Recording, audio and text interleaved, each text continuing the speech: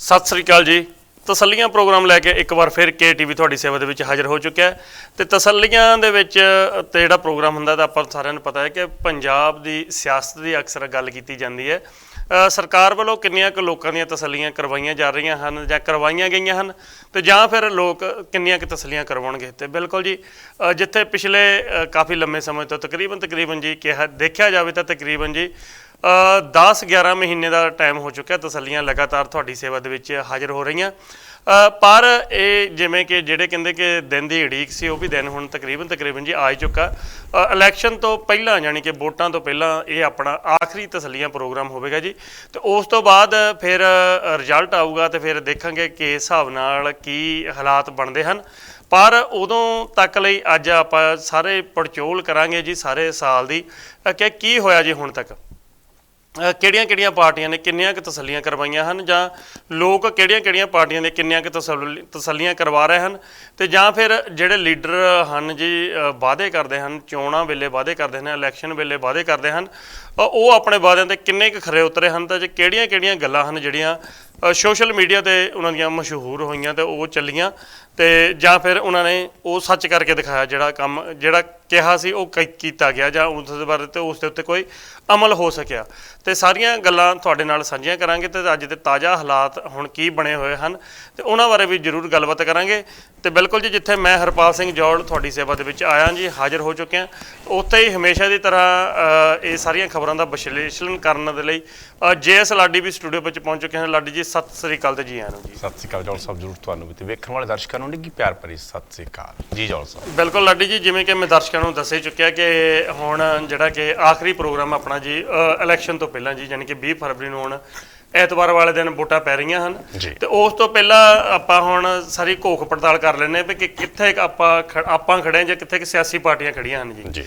ਤੇ ਬਿਲਕੁਲ ਜੀ ਲਾਡੀ ਜੀ, ਸ਼ੁਰੂਆਤ ਦੇ ਵਿੱਚ ਕਿਉਂਕਿ ਟਾਈਮ ਆਪਾਂ ਨਾ ਵੇਸਟ ਕਰੀਏ, ਗੱਲਬਾਤ ਕਰ ਲੈਂਦੇ ਹਾਂ ਕਿ ਜਿਹੜਾ ਆਪਾਂ ਅੱਜ ਦਾ ਟਾਈਟਲ ਇਹ ਬਣਾਇਆ ਕਿ ਜਿਹੜੇ ਲੀਡਰਾਂ ਦੇ ਵਾਅਦੇ ਆ ਉਹ ਕਿੰਨੇ ਕਹਿਣੀ ਤੇ ਕਰਨੀ ਦੇ ਪੂਰੇ ਲੀਡਰ ਨਾ ਚੁਣਾਵੀ ਵਾਅਦੇ ਕਰਦੇ ਆ, ਕਿੰਨੇ ਕੁ ਪੂਰੇ ਹੋ ਜਾਂਦੇ ਆ ਤੇ ਕਿੰਨੇ ਕੁ ਪਿੱਛੇ ਰਹਿ ਜਾਂਦੇ ਆ।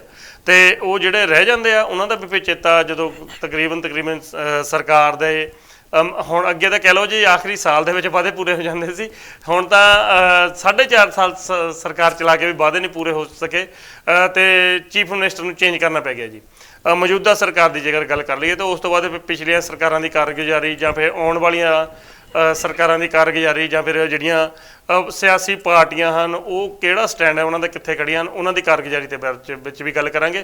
ਪਹਿਲਾਂ ਇਹਦੇ ਬਾਰੇ ਆਪਣਾ ਵਿਚਾਰ ਦਿਓ ਜੀ ਜੌਲ ਸਾਹਿਬ। ਬਹੁਤ ਵਧੀਆ ਸਵਾਲ ਤੁਸੀਂ ਰੱਖਿਆ। ਮੈਂ ਇਹ ਜ਼ਰੂਰ ਤੁਹਾਨੂੰ ਕਹਿ ਦਿਆਂ ਕਿ ਜਦੋਂ ਅਸੀਂ ਇਹ ਗੱਲ ਜ਼ਰੂਰ ਸੋਚਦੇ ਹਾਂ ਲੋਕਾਂ ਨਾਲ ਵਾਅਦੇ ਕੀਤੇ ਲੀਡਰਾਂ ਨੇ, ਹਾਂਜੀ, ਹੁਣ ਲੀਡਰ 4.5 ਸਾਲ ਕਿੱਥੇ ਸੀ। ਬਿਲਕੁਲ ਜੀ, ਜੇ ਤਾਂ ਵਿਰੋਧੀ ਧਿਰ ਹੋਵੇ, ਵਿਰੋਧੀ ਧਿਰ ਤਾਂ ਅਸੀਂ ਇਹ ਗੱਲ ਕਹਿ ਸਕਦੇ ਹਾਂ ਵੀ ਸਾਡੀ ਸਰਕਾਰ ਨਹੀਂ ਸੀ, ਹਾਂਜੀ ਜੀ, ਸਰਕਾਰ ਦੂਜੇ ਦੀ ਸੀ, ਅਸੀਂ ਵਿਰੋਧੀ ਧਿਰ ਸੀ, ਅਸੀਂ ਆਵਾਜ਼ ਮੁੱਦਾ ਜ਼ਰੂਰ ਉਠਾਇਆ। ਹੁਣ ਜਿਨ੍ਹਾਂ ਦੀ ਸਰਕਾਰ ਆ ਉਹ ਵੀ ਹੁਣ ਦੁਬਾਰਾ ਜਾ ਕੇ ਕਹਿਣ ਲੱਗ ਪਏ ਵੀ ਅਸੀਂ ਆਹ ਵਾਅਦੇ ਕਰਾਂਗੇ, ਵਾਅਦੇ ਤੁਹਾਡੇ ਨਾਲ ਕੀਤੇ ਵਾਅਦੇ ਪੂਰੇ ਕਰਾਂਗੇ, ਵਿਕਾਸ ਕਰਾਂਗੇ। ਗੱਲ ਇਹ ਵੀ ਵਿਕਾਸ ਦਾ ਤਾਂ ਬਿਲਕੁਲ ਜੌਲ ਸਾਹਿਬ ਨਾਮ ਨਿਸ਼ਾਨ ਹੀ ਹੈ ਨਹੀਂ। ਸਿਰਫ ਹੁਣ ਇੱਕ ਦੂਜੇ ਦਾ ਉਹ ਚਿੱਕੜ ਇੱਕ ਦੂਜੇ ਤੇ ਸੁੱਟਿਆ ਜਾ ਰਿਹਾ ਕਿ ਸਿਆਸੀ ਇੱਕ ਦੂਜੇ ਨੂੰ ਨਾ ਤਕਰੀਬਨ ਇਹ ਦੇਖਿਆ ਵੀ ਇਹਨੂੰ ਕਿਸ ਤਰ੍ਹਾਂ ਕਿਸ ਢੰਗ ਤਰੀਕੇ ਨਾਲ ਦੀ ਲੱਤ ਬਾਂਹ ਢਾਗ ਲਾਈ ਜਾਵੇ ਵੀ ਇਹਦਾ ਕੈਰੀਅਰ ਖਰਾਬ ਕੀਤਾ ਜਾਵੇ। ਵਿਕਾਸ ਨਾਂ ਦਾ ਤਾਂ ਕੋਈ ਉਹ ਹੈ ਹੀ ਨਹੀਂ ਕਿ ਅਸੀਂ ਪੰਜਾਬ ਦੇ ਵਿੱਚ ਕੀ ਵਿਕਾਸ ਕਰਨਾ, ਕੀ ਨਵਾਂ ਲੈ ਕੇ ਆਉਣਾ। ਹਾਂਜੀ, ਇਹਦੇ ਵਿੱਚ ਕੋਈ ਸ਼ੱਕ ਨਹੀਂ ਜੀ। ਪਿਛਲੇ ਹਫ਼ਤੇ ਜਦੋਂ ਆਪਾਂ ਪ੍ਰੋਗਰਾਮ ਕੀਤਾ ਸੀ, ਜਿਹੜਾ ਪਿਛਲੇ ਵੀਕ ਸੀ, ਉਹਦੇ ਵਿੱਚ ਆਪਾਂ ਇਹ ਆਲਰੇਡੀ ਇਸ ਮੁੱਦੇ ਤੇ ਗੱਲ ਕਰ ਚੁੱਕੇ ਸੀ ਕਿ ਜਿਹੜੀਆਂ ਇਲੈਕਸ਼ਨ ਹੈ ਇਸ ਵਾਰ ਵਿਕਾਸ ਦੇ ਨਾਂ ਤੇ ਨਹੀਂ ਲੜੀਆਂ ਜਾ ਰਹੀਆਂ ਜਾਂ ਪੰਜਾਬ ਦੇ ਮੁੱਦਿਆਂ ਦੇ ਨਾਂ ਤੇ ਨਹੀਂ ਲੜੀਆਂ ਜਾ ਰਹੀਆਂ। ਵੀ ਜਿਵੇਂ ਕਿ ਹੁਣ ਤਾਜ਼ਾ ਆਪਾਂ ਅਜੇ ਕੋਵਿਡ ਝੱਲ ਕੇ ਹਟੇ ਆ, ਹਜੇ ਈਵਨ ਕਿ ਇਸ ਸਥਿਤੀ ਦੇ ਵਿੱਚੋਂ ਪੂਰੀ ਤਰ੍ਹਾਂ ਬਾਹਰ ਵੀ ਨਹੀਂ ਨਿਕਲ ਸਕੇ ਤੇ ਸਟਿਲ ਹਜੇ ਚੱਲ ਰਿਹਾ ਕਿ ਸਾਡੀਆਂ ਸਿਹਤ ਸੇਵਾਵਾਂ ਜਿਹੜੀਆਂ ਸਿਹਤ ਸਹੂਲਤਾਂ ਹਨ ਕਿੱਥੇ ਖੜੀਆਂ ਹਨ ਜਾਂ ਸਾਡੇ ਸਕੂਲ ਕਿੱਥੇ ਖੜੇ ਹਨ। ਜੇ ਕਿਸੇ ਵੀ ਤਰ੍ਹਾਂ ਦਾ ਜਾਣ ਕੇ ਰੋਜ਼ ਹਜੇ ਪੰਜਾਬ ਦੇ ਨੌਜਵਾਨ ਹਨ ਉਹਨਾਂ ਦੇ ਡਾਂਗਾਂ ਵਰ ਰਹੀਆਂ ਹਨ, ਉਹ ਗੱਲ ਵੱਖਰੀ ਹੈ। ਕਦੇ ਪਹਿਲਾਂ ਪਟਿਆਲੇ ਵਰਦੀਆਂ ਸੀ ਤਾਂ ਹੁਣ ਖਰੜ ਵੜਨੀਆਂ ਸ਼ੁਰੂ ਹੋ ਗਈਆਂ ਹਨ ਤੇ ਆਉਣ ਵਾਲੇ 5 ਸਾਲ ਹਜੇ ਪਤਾ ਨਹੀਂ ਕਿਹੜੇ ਸ਼ਹਿਰ ਵਿੱਚ ਵਰਨੀਆਂ ਹਨ ਤੇ ਉਹਨਾਂ ਬਾਰੇ ਕੋਈ ਮੁੱਦਾ ਨਹੀਂ ਹੈ, ਕੋਈ ਵਿਚਾਰ ਨਹੀਂ, ਕਿਸੇ ਕੋਲ ਕੋਈ ਪਲਾਨ ਨਹੀਂ ਹੈ। ਪਰ ਜਿਹੜਾ ਸੀ ਕਿ ਨਿੱਜੀ ਰੰਜਿਸ਼ਾਂ, ਮੁੱਖ ਮੰਤਰੀ ਕੌਣ ਹੋਣਾ ਚਾਹੀਦਾ, ਕਿਹੜੀ ਜਾਤ ਦਾ ਹੋਣਾ ਚਾਹੀਦਾ, ਕਿਹੜੇ ਧਰਮ ਦਾ ਹੋਣਾ ਚਾਹੀਦਾ, ਇਹਨਾਂ ਚੀਜ਼ਾਂ ਨੂੰ ਲੈ ਕੇ ਜਿਹੜੀ ਕਿ ਇਲੈਕਸ਼ਨ ਇਸ ਵਾਰ ਲੜੀ ਜਾ ਰਹੀ ਹੈ। ਜੇ ਕਿ ਪੁਰਾਣੇ ਮੁੱਦਿਆਂ ਨੂੰ ਵੀ ਜੇਕਰ ਛੱਡ ਵੀ ਦਿਓ, ਜਿਹੜੇ ਕਿ ਤਾਜ਼ਾ ਮੁੱਦੇ ਆ, ਬਰਗਾੜੀ ਕਾਂਡ ਵਗੈਰਾ ਸੀ ਜਾਂ ਕੋਟਕਪੂਰਾ ਗੋਲੀ ਕਾਂਡ ਸੀ, ਉਹ ਵੀ ਸਾਰੇ ਭੁਲਾ ਦਿੱਤੇ ਗਏ, ਉਹ ਵੀ ਬਿਲਕੁਲ ਹਾਸ਼ੀ ਤੇ ਚਲ ਗਏ ਹਨ ਇਸ ਵੇਲੇ। ਕਿਉਂਕਿ ਜਿਹੜਾ ਕਿ ਜਿਵੇਂ ਗੱਲ ਕੀਤੀ ਕਿ ਜਿਹੜਾ ਮੁੱਦਾ ਉਹ ਇਹ ਹੀ ਰਹਿ ਗਿਆ ਜੀ, ਇੱਕ ਚਿਹਰੇ ਦੇ ਨਾਂ ਤੇ ਸਿਆਸਤ ਹੋ ਰਹੀ ਹੈ ਵੀ ਕਿਹੜਾ ਚਿਹਰਾ ਕੀ ਕਰ ਰਿਹਾ ਜੀ। ਜੌਲ ਸਾਹਿਬ, ਵੱਖੋ ਵੱਖਰੀਆਂ ਪਾਰਟੀਆਂ ਵੱਲੋਂ ਚੋਣ ਮੈਨੀਫੈਸਟੋ ਜਿਹੜਾ ਕਿ ਆਪਣਾ ਬਣਾ ਲਿਆ ਗਿਆ, ਚੋਣ ਮੈਨੀਫੈਸਟੋ ਲੈ ਕੇ ਲੋਕਾਂ 'ਚ ਪਹੁੰਚੇ ਨੇ। ਸਵਾਲ ਲੋਕਾਂ ਨੇ ਹੁਣ ਪੁੱਛਣਾ ਹੈ ਵੀ ਤੁਸੀਂ 4.5 ਸਾਲ ਜਿਹੜੇ ਪਹਿਲਾ ਚੋਣ ਮੈਨੀਫੈਸਟੋ ਸੀ, ਉਹ ਵਾਕਈ ਤੁਸੀਂ ਉਸ ਵਾਅਦਿਆਂ ਤੇ ਖਰੇ ਉਤਰੇ ਹੋ? ਹਾਂਜੀ, ਸਵਾਲ ਤਾਂ ਲੋਕਾਂ ਨੇ ਪੁੱਛਣੇ, ਲੋਕਾਂ ਨੇ ਸਵਾਲ ਕਰਨੇ ਆ। ਇਹ ਤਾਂ ਹੁਣ ਇਹ ਹੈ ਵੀ 4.5 ਸਾਲ ਲੋਕਾਂ ਨੇ ਕਿੰਨਾ ਕੁ ਉਹਦਾ ਦੁੱਖ ਸੰਤਾਪ ਹੰਢਾਇਆ, ਤੇ ਹੁਣ ਆਉਣ ਵਾਲੇ ਸਮੇਂ 'ਚ ਕੀ ਲੋਕ ਉਸੇ ਸਰਕਾਰ ਨੂੰ ਫਿਰ ਵੋਟਾਂ ਪਾਉਣਗੇ, ਉਸੇ ਐਮਐਲਏ ਨੂੰ ਫਿਰ ਵੋਟਾਂ ਪਾਉਣਗੇ? ਹਾਂਜੀ, ਇਹ ਤਾਂ ਹੁਣ ਸਿਰਫ ਸੋਚਣੀ ਲੋਕਾਂ ਦੀ, ਕਿਉਂਕਿ ਹੁਣ ਸੋਚਣ ਦਾ ਵਕਤ ਆ। ਹੁਣ ਇਹ ਆ ਵੀ ਇਹ ਨਾ ਹੋਵੇ ਵੀ ਹਾਂ ਸਿਰਫ ਤੁਸੀਂ ਇੱਕ ਸ਼ਰਾਬ ਦੀ ਬੋਤਲ ਦੇ ਬਦਲੇ, ਜਾਂ ਬਈ ਸਾਨੂੰ ਫਲਾਣੀ ਭੂਆ ਦਾ ਫੋਨ ਆ ਗਿਆ, ਫੱਫੜ ਦਾ ਫੋਨ ਆ ਗਿਆ, ਵੀ ਨਹੀਂ ਉਹਨੇ ਇੱਥੇ ਪਾਉਣੀ, ਅਸੀਂ ਇੱਥੇ। ਸੋਚਣਾ ਤੁਸੀਂ ਆ ਵੋਟ ਪਾਉਣ ਲੱਗਿਆ, ਬਿਲਕੁਲ ਵਿਚਾਰਨਾ ਤੁਸੀਂ ਆ ਵੋਟ ਪਾਉਣ ਲੱਗਿਆ। ਨਹੀਂ ਤਾਂ ਇਹ ਨਹੀਂ ਗੱਲ ਹੈ ਕਿ ਜੇ ਤੁਸੀਂ ਇੱਕ ਸ਼ਰਾਬ ਦੀ ਬੋਤਲ ਦੇ ਬਦਲੇ ਆਪਣੀ ਵੋਟ ਦਾ ਕਿਤੇ ਗਲਤ ਇਸਤੇਮਾਲ ਕਰ ਦਿੱਤਾ, ਆਉਣ ਵਾਲੇ 5 ਸਾਲ ਪੂਰਾ ਖਾਮਿਆਜਾ ਤੁਹਾਨੂੰ ਭੁਗਤਣਾ ਪੈਣਾ। ਹਾਂਜੀ ਬਿਲਕੁਲ ਜੀ। ਤੇ ਜਿਵੇਂ ਕਿ ਹੁਣ ਜਿਹੜਾ ਚਰਚਾ ਚੱਲ ਰਿਹਾ, ਜਿਵੇਂ ਕਿ ਹੁਣ ਇੱਕ ਭਾਣਜਾ ਵੀ ਫੜਿਆ ਗਿਆ ਰੇਤਾ ਦੇ ਚੱਕਰ ਦੇ ਵਿੱਚ ਨਾ, ਈਡੀ ਵੱਲੋਂ ਛਾਪੇਮਾਰੀ ਕੀਤੀ ਗਈ ਆ, ਪਰ ਉਹ ਕਿੰਨੀ ਕੁ ਕਾਰਗੁਜ਼ਾਰੀ ਹੁੰਦੀ ਆ, ਕੀ ਹੋ ਜਾਊਗਾ, ਉਹਦਾ ਕੀ ਫਿਊਚਰ ਹੋਊਗਾ? ਜਿਵੇਂ ਕਿ ਹੁਣ ਇਸ ਭਾਣਜੇ ਤੋਂ ਪਹਿਲਾਂ ਵੀ ਇੱਕ ਭਾਣਜਾ, ਤੁਹਾਨੂੰ ਚੇਤਾ ਹੋਣਾ, ਯਾਦ ਹੋਣਾ ਸ਼ਾਇਦ, ਕਰੋੜਾਂ ਲੱਖਾਂ ਟਨ ਜਿਹੜੀ ਸੀ ਕਣਕ ਹੀ ਖਾ ਗਿਆ ਸੀ, ਗੋਦਾਮ ਖਾਲੀ ਕਰ ਗਿਆ ਸੀ, ਜਦ ਕਿ ਉਹ ਈਵਨ ਕਿ ਬਾਹਰ ਛੁੱਟੀ ਤੇ ਵੀ ਆਇਆ ਹੋਇਆ ਸੀ, ਤੇ ਉਹ ਵੀ ਕਿਸੇ ਲੀਡਰ ਦਾ ਭਾਣਜਾ ਹੀ ਸੀਗਾ, ਤੇ ਸਰਕਾਰ ਉਸ ਮਹਿਕਮੇ ਦੇ ਵਿੱਚ, ਡਿਪਾਰਟਮੈਂਟ ਦੇ ਵਿੱਚ ਉਹ ਅਫਸਰ ਸੀ, ਉਹਦਾ ਵੀ ਨਹੀਂ ਹਜੇ ਤੱਕ ਕੁਝ ਪਤਾ ਲੱਗਿਆ ਜੀ। ਖੁਰਦ-ਬੁਰਦ ਕੇਸ ਵਿੱਚੇ ਹੋ ਗਿਆ, ਕੀ ਲੱਗਦਾ ਕਿ ਇਸ ਭਾਣਜੇ ਵਾਲਾ ਵੀ ਖੁਰਦ-ਬੁਰਦ ਹੋ ਜਾਊਗਾ ਉਹ ਜੀ? ਜੌਲ ਸਾਹਿਬ, ਸਿਆਸਤ ਬਹੁਤ ਜਿਹੜਾ ਤੁਸੀਂ ਅਜੇ, ਮੈਂ ਤੁਹਾਨੂੰ ਪਹਿਲਾਂ ਵੀ ਹਰ ਇੱਕ ਪ੍ਰੋਗਰਾਮ ਦੇ ਵਿੱਚ ਇਹ ਗੱਲ ਕਹਿੰਦਾ ਹੁੰਦਾ, ਜੋ ਹੋ ਰਿਹਾ ਉਹ ਦਿਸ ਨਹੀਂ ਰਿਹਾ। ਹਾਂਜੀ, ਜੋ ਦਿਸ ਰਿਹਾ ਹੋ ਨਹੀਂ ਰਿਹਾ। ਹਾਂਜੀ, ਕਿਉਂਕਿ ਸਿਆਸਤ ਹੀ ਇਦਾਂ ਦੀ ਹੈ। ਹਾਂਜੀ, ਤੇ ਮੈਂ ਹੁਣ ਵੀ ਇਹ ਗੱਲ ਕਹਿਣਾ ਕਿ ਇਨਵੈਸਟੀਗੇਸ਼ਨ ਜ਼ਰੂਰ ਉਹਦੀ ਚੱਲੇਗੀ। ਇਨਵੈਸਟੀਗੇਸ਼ਨ ਦੇ ਯਾਨੀ ਕਿ ਹੁਣ ਵੀ ਪੁਲਿਸ ਰਿਮਾਂਡ ਤੇ, ਪੁਲਿਸ ਦੇ ਵਿੱਚ ਉਹਨਾਂ ਨੇ ਕੀ ਕੁਛ ਉਹਨਾਂ ਨੇ ਤਕਰੀਬਨ ਮੰਨਿਆ। ਵੇਖੋ ਆਉਣ ਵਾਲੇ ਸਮੇਂ ਦੇ ਵਿੱਚ ਉਹਦਾ ਕੀ ਹੋਵੇਗਾ, ਕੀ ਹੱਲ ਨਿਕਲੇਗਾ, ਕੀ ਨਹੀਂ ਹੱਲ ਨਿਕਲੇਗਾ, ਇਹ ਸਰਕਾਰ ਦੱਸੇਗੀ। ਕਿਉਂਕਿ ਸਰਕਾਰ ਦੇ ਜਿਹੜੇ ਕਿ ਕਰਮਚਾਰੀ ਨੇ, ਜਾਂ ਮੰਨ ਲਓ ਕਿਸ ਢੰਗ ਤਰੀਕੇ ਨਾਲ ਇਨਵੈਸਟੀਗੇਸ਼ਨ ਕਰਦੇ ਨੇ। ਹਾਂਜੀ ਬਿਲਕੁਲ। ਹਾਂ, ਇਹ ਗੱਲ ਜ਼ਰੂਰ ਆ ਕਿ ਰੇਤ ਮਾਈਨਿੰਗ ਮੇਨ ਜਿਹੜਾ ਕਿ ਮੁੱਦਾ ਸੀ ਸਰਕਾਰ ਦੇ ਕੋਲ, ਰੇਤ mafia, cable mafia, transport mafia, ਠੀਕ ਹੈ ਜੀ, ਨਸ਼ਾ ਤਸਕਰ, ਇਹਨਾਂ ਨੂੰ ਨੱਥ ਕਿੰਨੀ ਕੁ ਨੱਥ ਪਈ, ਕਿੰਨੀ ਕੁ ਨਹੀਂ, ਕਿਹੜੀ ਸਰਕਾਰ ਪਾ ਸਕੀ, ਜਾਂ ਆਉਣ ਵਾਲੇ ਸਮੇਂ ਫਿਰ ਉਹੀ ਵਾਅਦੇ, ਇੱਕ ਬਿਜਲੀ ਸਸਤੀ ਨੂੰ ਮਤਲਬ, ਠੀਕ ਹੈ। ਹੁਣ ਇਹ ਗੱਲ ਹੋਰ ਲੀਡਰ ਤਾਂ ਕਹਿ ਸਕਣ, ਹੋਰ ਸਰਕਾਰਾਂ ਤਾਂ ਕਹਿ ਸਕਣ ਕਿ ਜਿਹੜੀ ਰੂਲਿੰਗ ਪਾਰਟੀ ਉਹ ਵੀ ਇਹ ਗੱਲ ਕਹੇ ਵੀ ਹਾਂ ਠੀਕ ਹੈ ਜੀ, ਬਿਜਲੀ ਜ਼ਰੂਰ ਤੁਹਾਨੂੰ ਸਸਤੀ ਦੇਵਾਂਗੇ। ਹਾਂਜੀ, ਉਹ ਅਗਲੇ ਪਹਿਲਾਂ ਕਹਿੰਦੇ ਵੀ ਆਉਣ ਵਾਲੇ 5 ਸਾਲਾਂ 'ਚ ਸਸਤੀ ਦੇਵਾਂਗੇ, ਹੁਣ ਕਿਉਂ ਨਹੀਂ ਦਿੱਤੀ? ਬਿਲਕੁਲ ਜੀ। ਹਾਂਜੀ, ਸਰਕਾਰ ਉਹਨਾਂ ਜੇਕਰ ਇਹਦੇ ਵਿੱਚ ਵੀ ਆਪਾਂ ਹੋਰ ਵੀ ਗੱਲਬਾਤ ਕਰਾਂਗੇ, ਪਿਛਲੀ ਸਰਕਾਰ ਦੀ ਵੀ ਗੱਲ ਕਰਾਂਗੇ ਜਿਨ੍ਹਾਂ ਨੇ ਪਲਾਂਟ ਲਗਾਏ ਗਏ ਸੀ ਜਿਨ੍ਹਾਂ ਦੇ ਮੌਕੇ ਦੇ ਵਿੱਚ। ਪਰ ਉਸ ਤੋਂ ਪਹਿਲਾਂ ਇਹ ਆਪਾਂ ਜਾਣੀ ਕਿ ਜਿਹੜੇ ਦਿਨ ਕਿਸੇ ਨੂੰ ਅੱਗੇ ਨਾ ਕਹਿੰਦੇ, ਜਦੋਂ ਆਪਾਂ ਸਕੂਲੇ ਪੜ੍ਹਦੇ ਹੁੰਦੇ ਸੀ ਤੇ ਜਾਂ ਫਿਰ ਉਹ ਮੁਹਾਵਰਾ ਹੁੰਦਾ ਸੀ, ਪ੍ਰਮਾਤਮਾ ਤੁਹਾਨੂੰ ਦਿਨ ਦੁੱਗਣੀ ਤੇ ਰਾਤ ਚੌਗੁਣੀ ਤਰੱਕੀ ਬਖਸ਼ੇ। ਪਰ ਜਿਹੜੇ ਹਾਲਾਤ ਬਣੇ, ਆਪਾਂ ਭਾਣਜਿਆਂ ਵਾਲੀ ਗੱਲ ਕਰਕੇ ਹਟੇ ਹੋਣੀ ਜੀ, ਤੇ ਇਹ ਲੱਗਦਾ ਕਿ ਜਿਹੜੀ ਦਿਨ ਦੁੱਗਣੀ ਤੇ ਰਾਤ ਚੌਗੁਣੀ ਤਰੱਕੀ ਉਹ ਘਰਦਿਆਂ ਦੇ ਵਿੱਚ ਹੀ ਰਹਿ ਜਾਂਦੀ ਹੈ, ਬਾਹਰ ਕਿਤੇ ਜਾਂਦੀ ਹੀ ਨਹੀਂ ਜੀ। ਮਾਮੇ ਭਾਣਜਿਆਂ ਦੇ ਵਿੱਚ, ਜਾਂ ਮਾਸੜ ਭਾਣਜੇ ਦੇ ਵਿੱਚ, ਜਾਂ ਫਿਰ ਚਾਚੇ ਭਤੀਜਿਆਂ ਦੇ ਵਿੱਚ ਰਹਿ ਜਾਂਦੀ ਜੀ। ਦੇਖੋ, ਇਹ ਗੱਲ ਜ਼ਰੂਰ ਸਭ ਤੋਂ ਪਹਿਲਾਂ ਉਸ ਮੌਕੇ ਸੋਚਣੀ ਚਾਹੀਦੀ ਸੀ। ਮੈਂ ਕਹਿੰਦਾ ਅਸੀਂ ਕੋਈ ਵੀ ਅੱਜ ਕੱਲ੍ਹ ਹਰ ਇੱਕ ਬੰਦੇ ਕੋਲ ਸੋਸ਼ਲ ਮੀਡੀਆ ਫੋਨ ਆ। ਹਾਂਜੀ, ਕਿਤੇ ਵੀ ਕੋਈ ਮਾੜੀ ਮੋਟੀ ਕੋਈ 19-21 ਕਿਤੇ ਨਾ ਕਿਤੇ ਕਿਸੇ ਨੂੰ ਮਾੜੀ ਸ਼ਬਦਾਵਲੀ, ਭੱਦੀ ਸ਼ਬਦਾਵਲੀ, ਜਾਂ ਕਿਸੇ ਨਾਲ ਕੋਈ ਲੈਣ ਦੇਣ ਜਾਂ ਵਿਵਹਾਰ ਉਹੋ ਜਿਹੇ ਢੰਗ ਦਾ ਕਰਦੇ ਆ, ਤਾਂ ਮਿੰਟੋ ਮਿੰਟੀ ਤੁਹਾਨੂੰ ਪਤਾ ਕਿ ਸਾਰਾ ਕੁਝ ਬਾਹਰ ਲੀਕ ਹੋ ਜਾਂਦਾ, ਡਾਟਾ ਲੀਕ ਹੋ ਜਾਂਦਾ। ਹਾਂਜੀ, ਹਾਂਜੀ, ਇਹ ਗੱਲ ਤਾਂ ਲੈਣ ਦੇਣ ਮੌਕੇ ਕਰਨ ਤੋਂ ਭਾਣਜਿਆਂ ਨੂੰ ਪਹਿਲਾਂ ਸੋਚਣਾ ਚਾਹੀਦਾ ਸੀ ਨਾ ਕਿ ਸਾਡੇ ਸੀਐਮ ਸਾਹਿਬ ਜਾਂ ਸਾਡੇ ਮਾਮਾ ਜੀ ਤੇ ਕਿੰਨਾ ਕੁ ਅਸਰ ਪਵੇਗਾ ਆਉਣ ਵਾਲੇ ਸਮੇਂ ਦੇ ਵਿੱਚ, ਕੀ ਲੋਕ ਦੁਬਾਰਾ ਉਹਨਾਂ ਨੂੰ ਚੁਣ ਪਾਉਣਗੇ ਜਾਂ ਨਹੀਂ ਪਾਉਣਗੇ।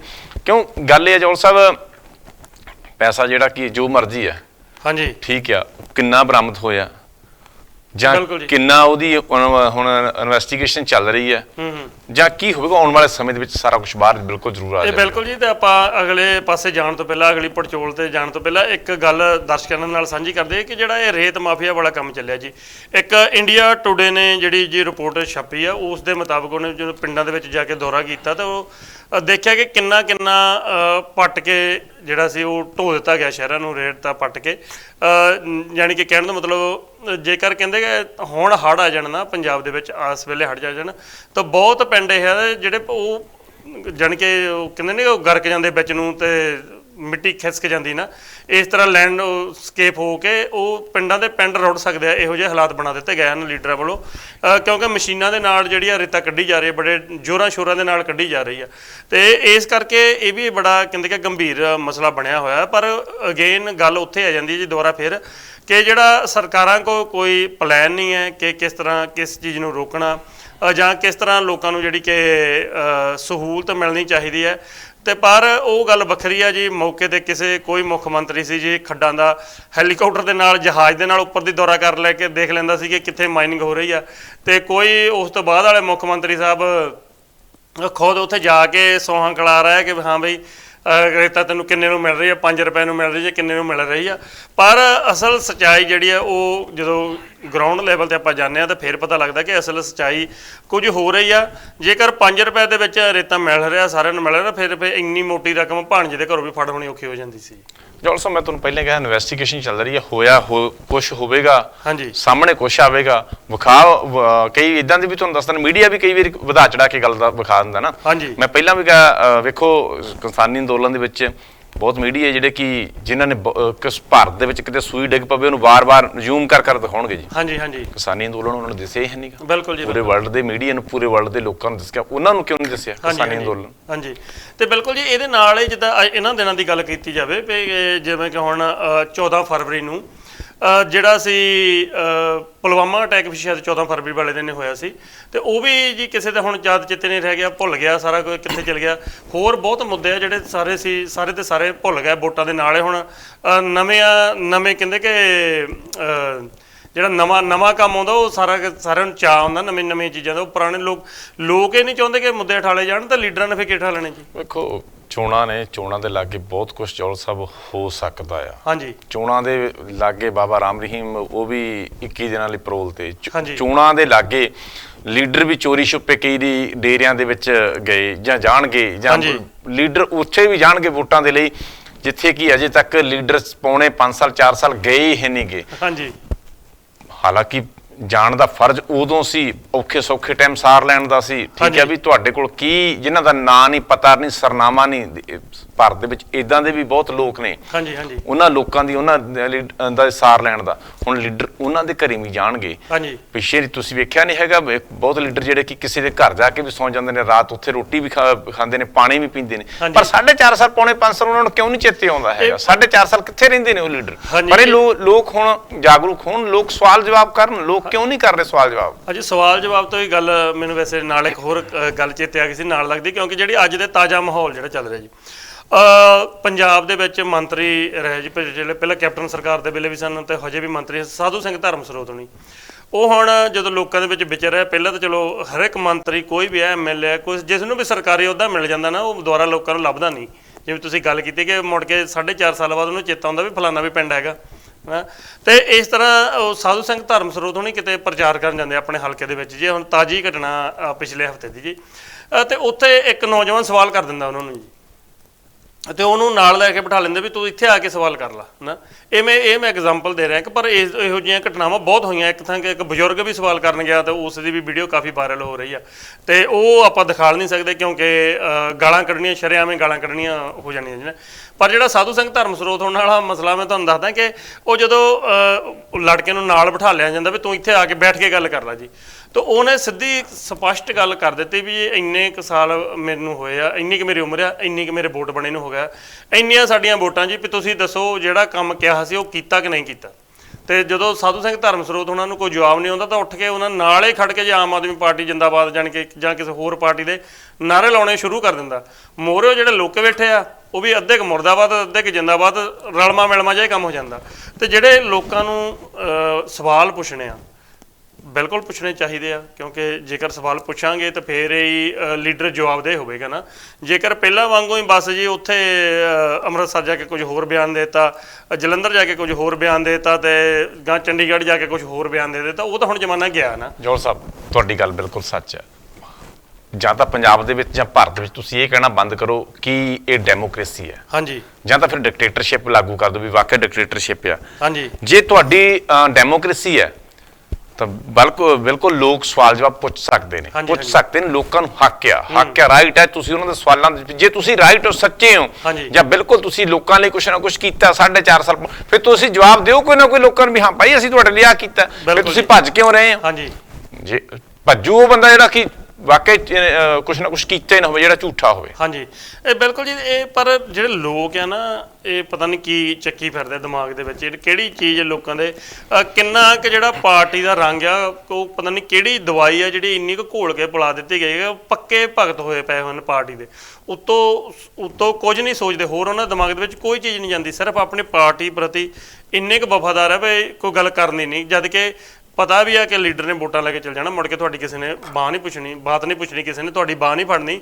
ਤੁਸੀਂ ਆਪ ਕਿਸੇ ਕੇਸ ਵਿੱਚ ਹੋਵੇ ਪਿੰਡ ਲੜਾਈ ਹੋਵੇ ਤੁਸੀਂ ਆਪ ਭੁਗਤਦੇ ਫਿਰਨਾ ਨਾ ਜੋਲ ਸਾਹਿਬ ਤੁਹਾਡੀ ਗੱਲ ਬਿਲਕੁਲ ਵਿਚਾਲੇ ਸੌਰੀ ਅਮਰੀਲੀ ਕਿਸੇ ਪਿੰਡ ਦੀ ਇੱਕ ਘਟਨਾ ਆ ਉਹ ਪਿੰਡ ਦੇ ਵਿੱਚ ਖੁਦ ਜਦੋਂ ਮੀਡੀਆ ਦੇ ਕਰਮਚਾਰੀ ਪਹੁੰਚਦੇ ਨੇ ਤੇ ਲੋਕ ਇਹ ਗੱਲ ਖੁਦ ਕਹਿ ਰਹੇ ਨੇ ਮੈਂ ਉਹ ਵੀਡੀਓ ਕਾਫੀ ਵਾਇਰਲ ਹੋਈ ਆ ਵੀ ਸਾਡਾ ਲੀਡਰ ਤਾਂ ਜਿਹੜਾ ਉਹ ਫਲਾਣੀ ਪਾਰਟੀ ਦਾ ਆ ਮੰਨ ਲਓ ਠੀਕ ਹੈ ਕਿ ਨਹੀਂ ਉਹ ਪਿੰਡ ਗੇੜਾ ਮਾਰਦਾ ਆ ਵੀ ਇਹ ਲੀਡਰਾਂ ਦੀਆਂ ਤੇ ਲੀਡਰਾਂ ਚ ਆਪਸ ਵਿੱਚ ਰਿਸ਼ਤੇਦਾਰੀਆਂ ਸਾਡੀ ਪਿੰਡ ਪ੍ਰਤੀ ਕੋਈ ਇਦਾਂ ਦੀ ਦੁਸ਼ਮਣੀ ਪਵਾਤੀ ਨਾ ਅਸੀਂ ਕਿਸੇ ਦੇ ਵਿਆਹਾਂ ਸ਼ਾਦੀਆਂ ਤੇ ਜਾਂਦੇ ਆ ਨਾ ਅਸੀਂ ਕਿਸੇ ਦੇ ਭੋਗ ਤੇ ਜਾਂਦੇ ਆ ਸਾਡੀਆਂ ਦੁਸ਼ਮਣੀਆਂ ਪਵਾਤੀਆਂ ਆਪ ਬਾਹਰ ਇਕੱਠੇ ਨੇ ਚੰਡੀਗੜ੍ਹ ਵਾਕਈ ਗੱਲ ਠੀਕ ਹੈ ਲੋਕਾਂ ਨੂੰ ਪਹਿਲਾਂ ਸੋਚਣਾ ਹੁਣ ਪੈਣਾ ਆ ਮੰਨ ਲਓ ਪਹਿਲਾਂ ਵੀ ਸੋਚਣਾ ਸੀ ਹੁਣ ਵੀ ਸੋਚਣਾ ਪੈਣਾ ਆ ਇਹ ਲੀਡਰ ਤਾਂ ਬਿਲਕੁਲ ਇਕੱਠੇ ਨੇ ਤੁਸੀਂ ਆਪਣਾ ਇਹ ਸੋਚਣਾ ਵਿਚਾਰਨਾ ਆ ਭਾਵੇਂ ਲੀਡਰ ਕਿਸੇ ਪਾਰਟੀ ਦਾ ਪਿੰਡ ਚ ਆਉਂਦਾ ਇੱਕ ਬਰਨਾਲਾ ਡਿਸਟ੍ਰਿਕਟ ਦੇ ਵਿੱਚ ਇੱਕ ਪਿੰਡ ਆ ਉਹ ਪਿੰਡ ਦੇ ਵਿੱਚ ਪਿੰਡ ਦੇ ਲੋਕ ਕਿਸੇ ਦਾ ਵੀ ਉਹ ਨਹੀਂ ਲਾਉਂਦੇ ਹੈਗੇ ਜਿੱਦਾਂ ਬੂਥ ਨਹੀਂ ਲਾਉਂਦੇ ਹੈਗੇ ਕਿਸੇ ਪਾਰਟੀ ਦਾ ਬੂਥ ਇੱਕੋ ਲੱਗਦਾ ਸਾਰਾ ਪਿੰਡ ਉੱਥੋਂ ਪਰਚੀਆਂ ਲੈਂਦਾ ਹੈ ਪਰਚੀਆਂ ਉਹ ਕਹਿੰਦੇ ਵੀ ਅਸੀਂ ਤਾਂ ਇਹ ਗੱਲ ਕਹਿੰਦੇ ਆ ਵੀ ਸਾਡੇ ਪਿੰਡ ਜਿਹੜਾ ਵੀ ਲੀਡਰ ਆਉਂਦਾ ਭਾਈ ਤੂੰ ਸਾਡੇ ਪਿੰਡ ਨੂੰ ਕੀ ਦੇ ਕੇ ਜਾਵੇਂਗਾ ਕਿਸੇ ਵੀ ਪਾਰਟੀ ਦਾ ਆਉਂਦਾ ਉਹ ਕਹਿੰਦੇ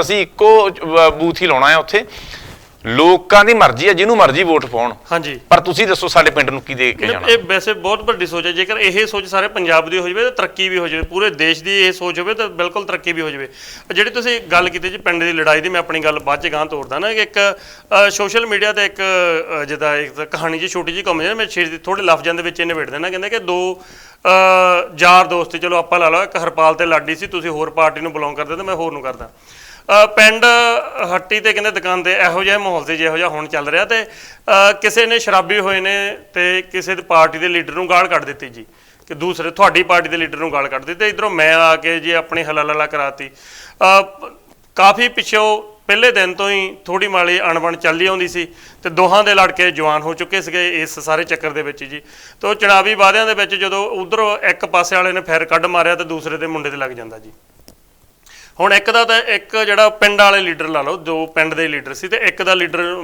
ਲੀਡਰ ਦਾ ਜਿਹੜੇ ਪਿੰਡੂ ਲੀਡਰ ਦਾ ਸੀ ਲੜਕਾ ਮਰ ਜਾਂਦਾ ਤੇ ਦੂਸਰੇ ਦੇ ਲੜਕੇ ਨੂੰ ਸਜ਼ਾ ਹੋ ਜਾਂਦੀ ਆ ਹੁਣ ਨਾ ਤਾਂ ਜਿਸ ਪਾਰਟੀ ਨੂੰ ਮੈਂ ਸਪੋਰਟ ਕਰਦਾ ਸੀ ਉਹ ਉਸ ਦਾ ਬੱਚਾ ਵਾਪਸ ਲਿਆ ਸਕਿਆ ਤੇ ਜਾਂ ਦੂਸਰੇ ਪਾਰਟੀ ਵਾਲਾ ਸੀ ਨਾ ਹੀ ਉਹ ਉਹਦਾ ਬੱਚੇ ਨੂੰ ਕਤਲ ਦੇ ਕੇਸ ਦੇ ਵਿੱਚੋਂ ਬਰੀ ਕਰਵਾ ਸਕਿਆ ਉਹ ਕਾਕਾ ਜਿਹੜਾ ਸੀ ਓਬਵੀਅਸਲੀ ਲੀਡਰ ਅਮੀਰ ਘਰ ਦਾ ਕਾਕਾ ਸੀ ਤੇ ਖਾਂਦਾ ਪੀਂਦਾ ਉਹ ਉੱਥੇ ਪਾਗਲ ਹੋ ਜਾਂਦਾ ਜੀ ਜੇਲ੍ਹ ਦੇ ਵਿੱਚ ਕਹਾਣੀ ਦੇ ਮੁਤਾਬਕ ਇੱਕ ਸਿਰਫ ਕਹਾਣੀ ਸੱਚੀ ਕਹਾਣੀ ਨਹੀਂ ਕਿ ਬਣਾਈ ਗਈ ਪਰ ਉਹ ਕਹਿੰਦੇ ਵੀ ਜਦੋਂ ਦੋਹਾਂ ਦਾ ਵਡੇਪਾ ਜਾਂਦਾ ਇੱਕ ਦਾ ਤਾਂ ਮੁੰਡਾ ਮਰੇ ਜਾਂਦਾ ਤਾਂ ਇੱਕ ਦੂਸਰੇ ਦਾ ਜੇਲ੍ਹ ਵਿੱਚ ਪਾਗਲ ਆ ਤੇ ਸਵੇਰ ਨੂੰ ਕਹਿੰਦੇ ਅਖਬਾਰ ਆਉਂਦੀ ਆ ਤੇ ਜਿਸ ਦੇ ਉੱਤੇ ਮੋਟੀ ਜਿਹੀ ਟਿੱਪਣੀ ਲਿਖੀ ਹੋਈ ਸੀ ਕਿ ਫਲਾਣੇ ਸਿੰਘ ਦੇ ਤੇ ਫਲਾਣੇ ਸਿੰਘ ਦੇ ਬੇਟੇ ਦੇ ਤੇ ਬੇਟੀ ਦੀ ਸ਼ਾਦੀ ਦੇ ਉੱਤੇ ਵੱਡੇ ਵੱਡੇ ਲੀਡਰਾਂ ਨੇ ਆਸ਼ੀਰਵਾਦ ਦਿੱਤਾ ਉਹਨਾਂ ਦੀਆਂ ਫਿਰ ਰਿਸ਼ਤੇਦਾਰੀਆਂ ਪੈ ਗਈਆਂ ਤੇ ਜਦ ਕਿ ਜਿਹੜੇ ਉਹ ਦੋਨੋਂ ਸੀ ਤੇ ਉਹ ਕਹਿੰਦੇ ਐਂਡੋ ਨੇ ਉੱਥੇ ਮੁਕਾਇਆ ਸੀ ਕਹਾਣੀ ਦਾ ਕਿ ਉਸ ਨੇ ਫਿਰ ਕਹਿੰਦੇ ਕਿ ਅਖਬਾਰ ਪੜ੍ਹ ਕੇ ਉਹਦੇ ਮਨ ਦੇ ਵਿੱਚੋਂ ਮੱਲੋ ਮੱਲੀ ਇਹ ਭਾਵ ਨਿਕਲ ਗਿਆ ਕਿ ਉਹ ਫਲਾਣਾ ਸਿਆ ਆਪਾਂ ਲੁੱਟੇ ਗਏ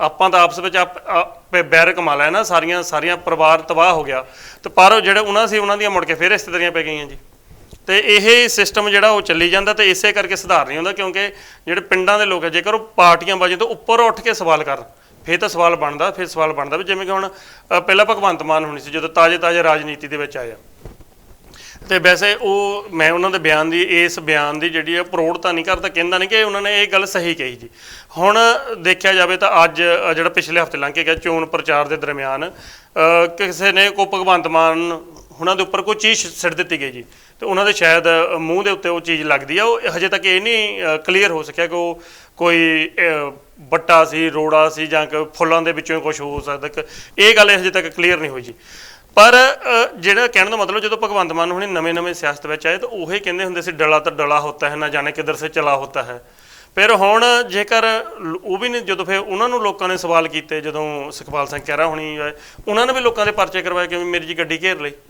ਓਬਸਲੀ ਆਪ ਨਹੀਂ ਪਰਚਾ ਕੀਤਾ, ਪੁਲਿਸ ਵਾਲੇ ਤੋਂ ਕਰਵਾ ਲਿਆ, ਆਪਣੇ ਬੋਡੀਗਾਰਡ ਤੋਂ ਕਰਵਾ ਲਿਆ, ਉਹਨੇ ਵੀ ਫਿਰ ਉਸੇ ਰਾਹ ਤੇ ਫਿਰ ਚੱਲ ਪਿਆ ਜੀ।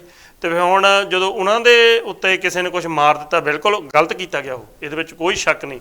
ਤੇ ਕਿਸੇ ਦੇ ਉੱਤੇ ਇਹੋ ਜਿਹਾ ਹਮਲਾ ਕਰਨਾ, ਬੁਜ਼ਦਿਲੀ ਦੇ ਬੜਾ ਹਮਲਾ ਕਰਨਾ, ਤੁਹਾਨੂੰ ਕੋਈ ਮਨ ਦੇ ਵਿੱਚ ਸ਼ੰਕਾ, ਜਾ ਕੇ ਸਵਾਲ ਪੁੱਛੋ, ਤੁਹਾਡੇ ਵਿੱਚ ਗੜ੍ਹਸ ਹੈਗੀ ਹੈ ਤਾਂ ਮੂਹਰੇ ਜਾਓ, ਸਾਹਮਣੇ ਜਾਓ ਨਾ।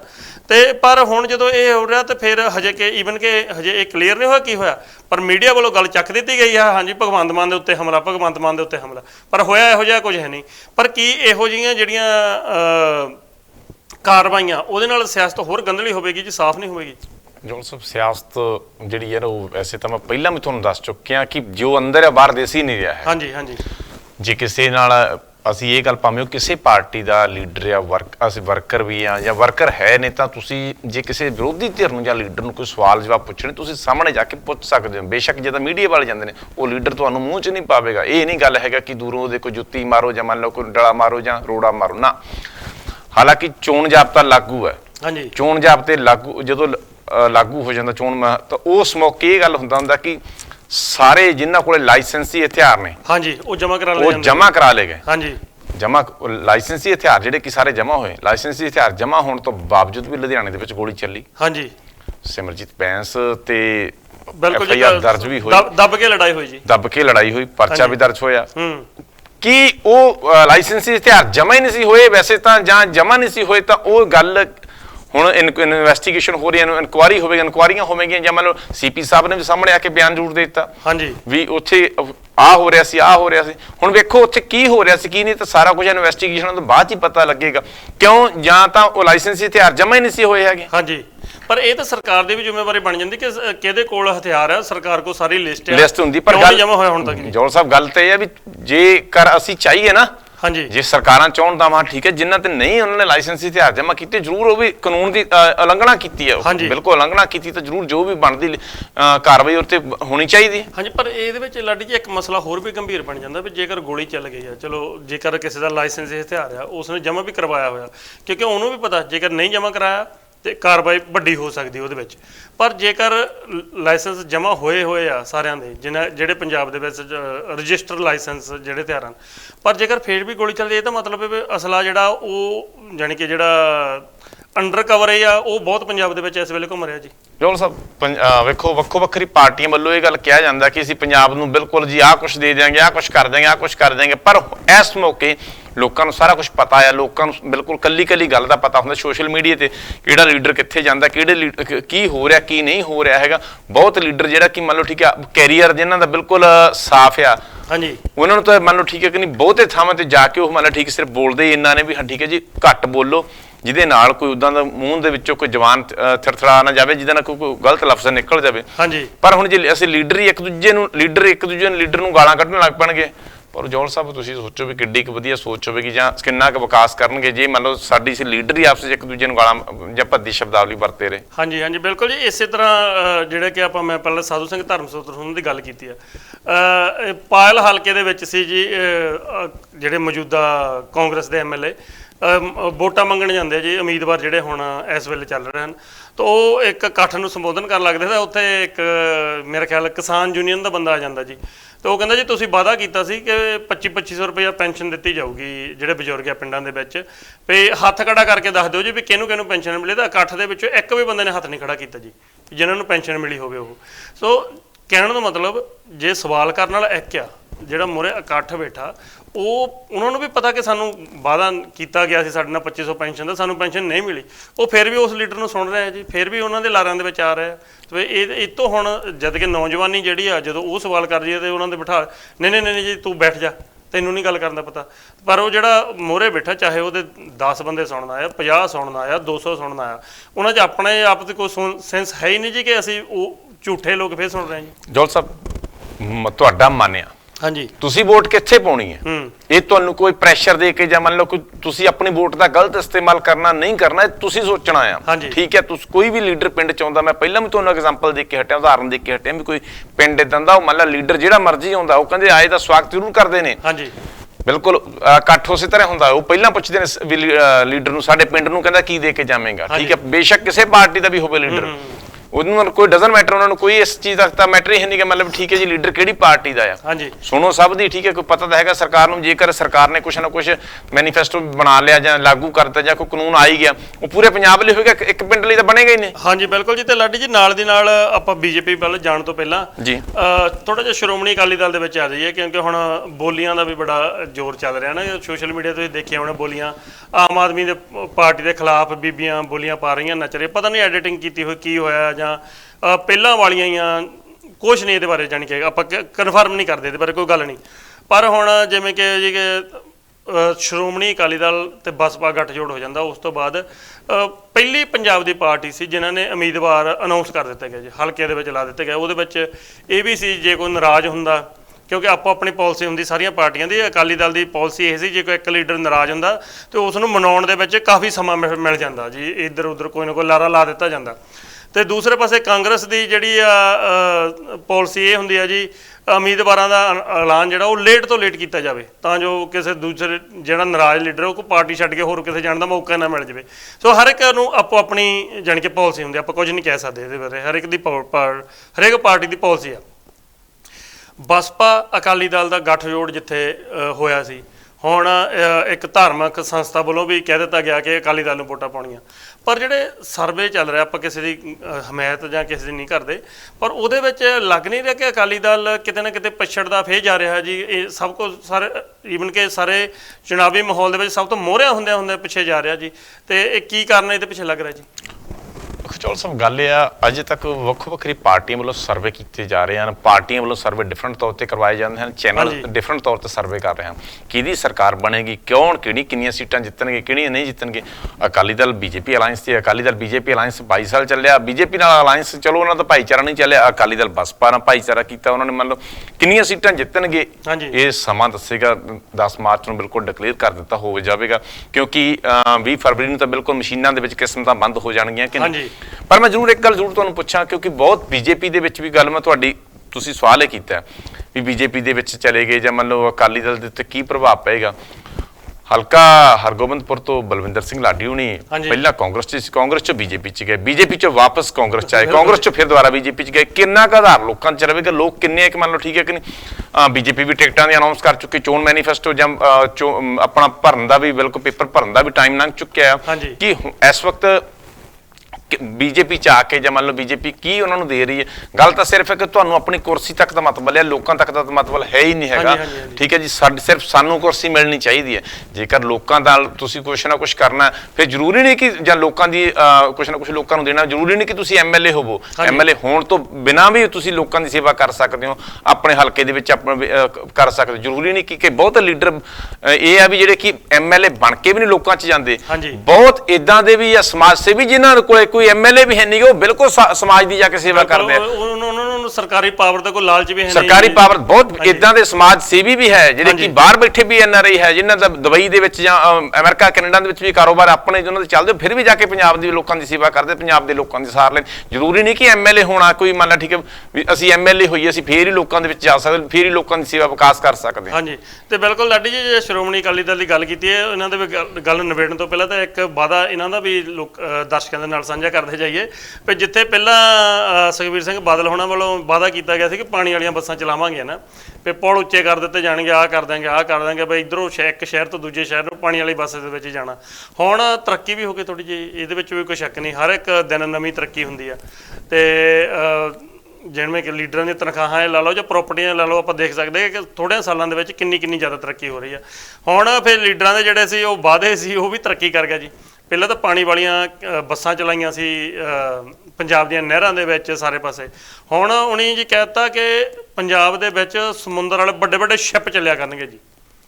ਤੇ ਹੁਣ ਕਿਸੇ ਭਾਈ ਬੰਦ ਕੋਲ ਪੁੱਛ ਲਓ ਭਾਈ ਸ਼ਿਪ ਕਿੱਥੋਂ ਲੈ ਕੇ ਆਉਣਾ ਜਾਂ ਕਿੱਥੇ ਚਲਾਉਣਾ ਕਿੱਥੇ, ਉਹ ਕਹਿੰਦਾ ਭਾਈ ਜਿੱਥੋਂ ਸ਼ਿਪ ਲਿਆਵਾਂਗੇ ਇੱਕ ਸਮੁੰਦਰ ਵੀ ਖਰੀਦ ਲਿਆਵਾਂਗੇ, ਉੱਥੋਂ ਹੀ ਆਪਾਂ ਲੈ ਆਵਾਂਗੇ ਨਾ, ਕਿਉਂਕਿ ਲੋਕਾਂ ਨਾਲ ਵਾਅਦਾ ਕਰ ਲਿਆ ਉਹ ਤਾਂ ਪੂਰਾ ਕਰਨਾ ਪਊਗਾ, ਕਿਹੜੀ ਕੀਮਤ ਤੇ ਕਰਨਾ ਪਊਗਾ ਉਹ ਹਾਲੇ ਦੀ ਗੱਲ ਵੱਖਰੀ ਆ। ਤੇ ਬੱਸ ਤੋਂ ਹੁਣ ਸ਼ਿਪ ਤੇ ਗੱਲ ਜਾ ਚੁੱਕੀ ਹੈ ਤੇ ਲੋਕਾਂ ਨੂੰ ਵੀ ਲੱਗਦਾ ਵੀ ਹਾਂ ਇਹ ਸੁਣ ਕੀ ਰਹੇ ਅਸੀਂ ਜੀ।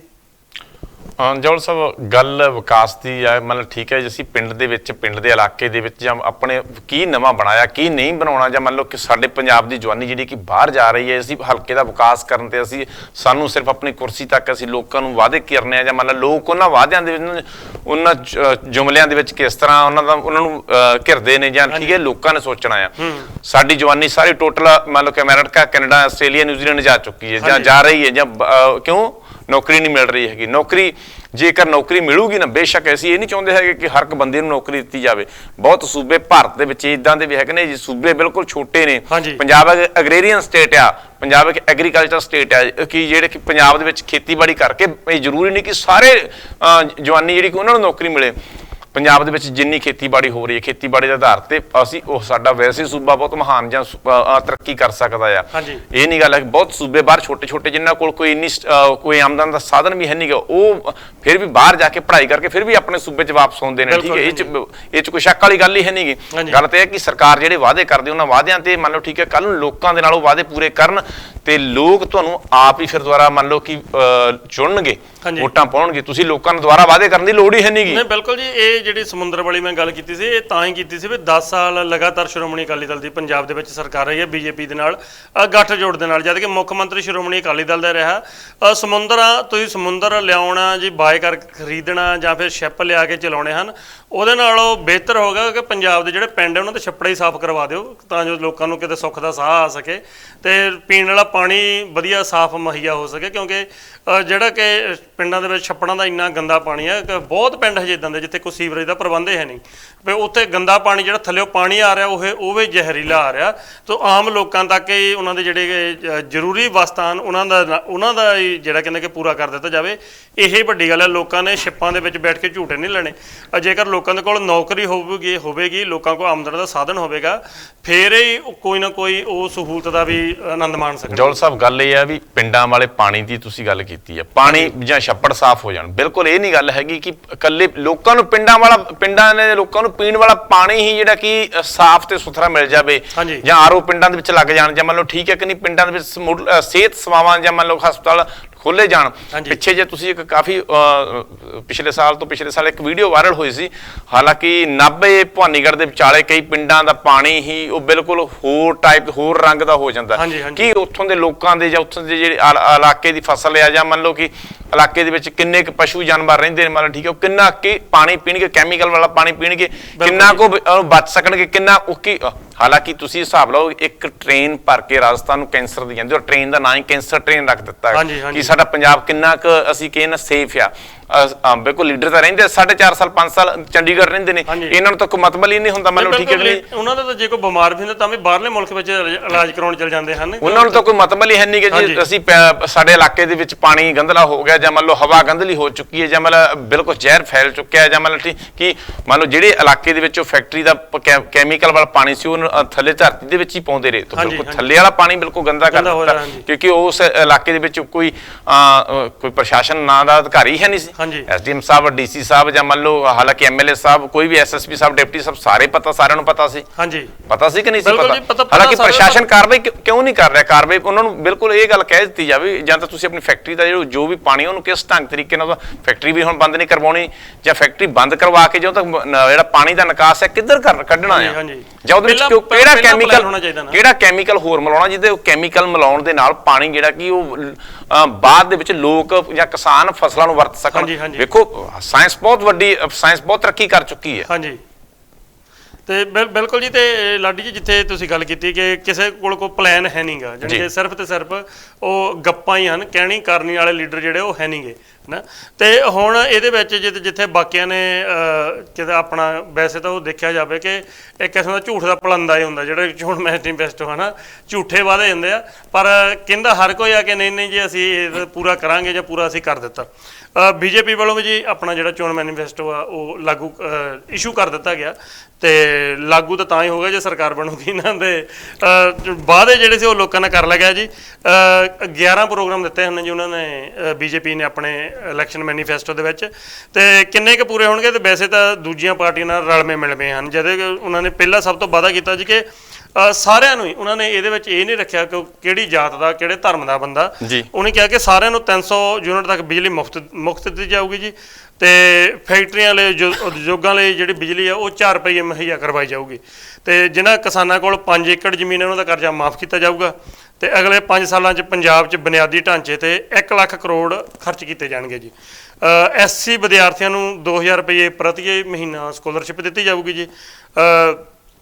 ਨੌਕਰੀਆਂ ਲਈ ਜੋਬਾਂ ਦੇ ਵਿੱਚ ਕਿਸੇ ਵੀ ਚਾਹੇ ਪ੍ਰਾਈਵੇਟ ਸੈਕਟਰ ਆ ਚਾਹੇ ਗੌਰਮੈਂਟ ਦੀਆਂ ਨੌਕਰੀਆਂ, ਲੇਡੀਜ਼ ਲਈ 35% ਰਿਜ਼ਰਵੇਸ਼ਨ ਕੀਤਾ ਜਾਊਗਾ ਜੀ, ਤੇ ਆਸ਼ਾ ਵਰਕਰ ਜਿਹੜੇ ਆ ਉਹਨਾਂ ਨੂੰ 6000 ਰੁਪਈਆ ਪ੍ਰਤੀ ਮਹੀਨਾ ਦਿੱਤਾ ਜਾਊਗਾ, ਤੇ ਨਾਲ ਹੀ ਹੋਰ ਅਨੁਸੂਚਿਤ ਜਾਤੀ ਤੇ ਹੋਰ ਪਿਛੜੇ ਵਰਗ ਤੇ ਆਰਥਿਕ ਰੂਪ ਤੇ ਕਮਜ਼ੋਰ ਲੋਕਾਂ ਦਾ 50,000 ਤੱਕ ਦਾ ਜਿਹੜਾ ਪੁਰਾਣਾ ਕਰਜ਼ਾ ਉਹ ਮਾਫ ਕੀਤਾ ਜਾਊਗਾ ਜੀ। ਲੋਕਾਂ ਨੂੰ ਜਿਵੇਂ ਕਿ ਪਹਿਲਾਂ ਨਰੇਗਾ ਸਕੀਮ ਚੱਲਦੀ ਸੀ ਕਿ ਇੰਨੇ ਸਾਲ ਦੇ ਵਿੱਚ ਇੰਨੇ ਦਿਨ ਦੀ ਕੰਮ ਦੀ ਗਾਰੰਟੀ ਆ, ਤਾਂ ਇਦਾਂ ਦੀ ਕੋਈ ਸਕੀਮ ਲਿਆ ਦਿੰਦੀ ਜਾਊਗੀ ਕਿ 150 ਦਿਨ ਦੀ ਸਾਲ ਦੇ ਵਿੱਚ ਕੰਮ ਦੀ ਗਾਰੰਟੀ ਮਿਲੂਗੀ ਜੀ।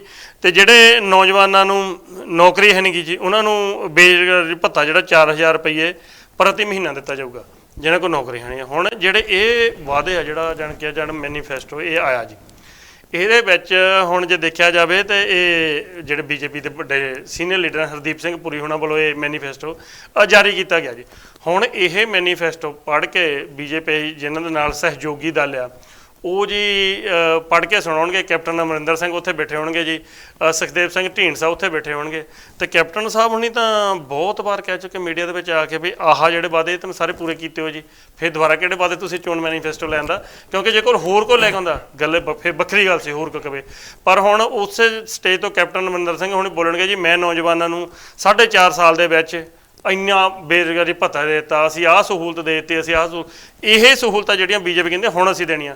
ਕੈਪਟਨ ਸਾਹਿਬ ਉਹਨਾਂ ਦੇ ਸਹਿਯੋਗੀ ਆ, ਉਹਨਾਂ ਦੇ ਨਾਲ ਮਿਲ ਕੇ ਉਹਨਾਂ ਦੇ ਪੈਰ ਪੂਰੇ ਕੋਸ਼ਿਸ਼, ਜਿੱਦਾਂ ਪਹਿਲਾਂ ਸ਼੍ਰੋਮਣੀ ਅਕਾਲੀ ਦਲ ਨੇ ਬਹੁਤ ਕੁਛ ਗਵਾ ਕੇ BJP ਨੂੰ ਪੰਜਾਬ ਦੇ ਵਿੱਚ ਲੈ ਕੇ ਆਂਦਾ, ਬੜੀ ਸਖਤ ਮਿਹਨਤ ਕੀਤੀ BJP ਨੂੰ ਪੰਜਾਬ ਦੇ ਵਿੱਚ ਪੈਰ ਲਗਾਉਣ ਲਈ, ਤੇ ਹੁਣ ਉਹ ਜਿਹੜਾ ਬੂਟਾ ਸ਼੍ਰੋਮਣੀ ਅਕਾਲੀ ਦਲ ਵੱਲੋਂ BJP ਦਾ ਪੰਜਾਬ ਵਿੱਚ ਲਾਇਆ ਗਿਆ ਸੀ ਉਸ ਨੂੰ ਪੂਰਾ ਹੁਣ ਕਹਿੰਦੇ ਸਿੰਜਣ ਦੀ ਤਿਆਰੀ ਜਿਹੜੀ ਆ ਕਿ ਇਸ ਨੂੰ ਛੇਤੀ ਛੇਤੀ ਵੱਡਾ ਕੀਤਾ ਜਾਵੇ।